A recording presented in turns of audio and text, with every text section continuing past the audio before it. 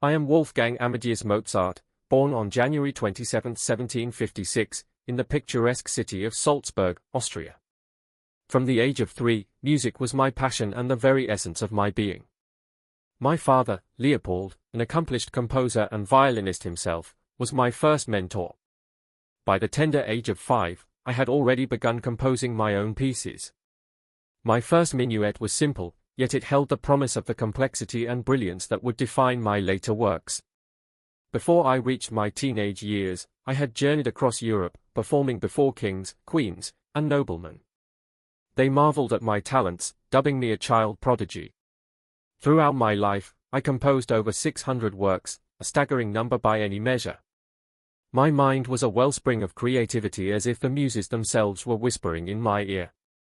Once, I even composed the overture to Don Giovanni, the night before its premiere, scribbling down the notes feverishly as if racing against time itself. Opera was one of my greatest loves. The Magic Flute, Don Giovanni, and The Marriage of Figaro are just a few of my masterpieces that have captivated audiences for centuries. Did you know that in The Magic Flute, the character of the Queen of the Night sings some of the highest notes ever written for the human voice? I lived with a fervor that matched my music, always pushing boundaries and seeking new ways to express the emotions that make us human. Though I faced many hardships, financial struggles, illness, and the occasional misunderstanding of my work, I never wavered in my dedication to my art. In late November 1791 I fell ill, but I continued to work on my final composition, the unfinished Requiem Mass, which is believed was being commissioned for my own funeral. I died on December 5, 1791, at the age of 35 in Vienna, Austria.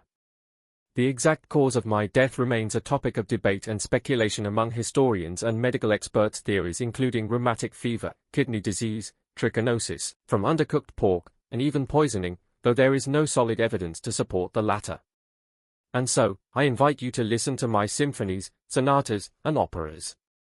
Let the melodies transport you to another time, another place, where the beauty of sound can move you to laughter, tears, and wonder. As long as my music is heard, I shall live on in every note, every chord, and every heart that it touches. I am Mozart, and through my music, I am forever yours.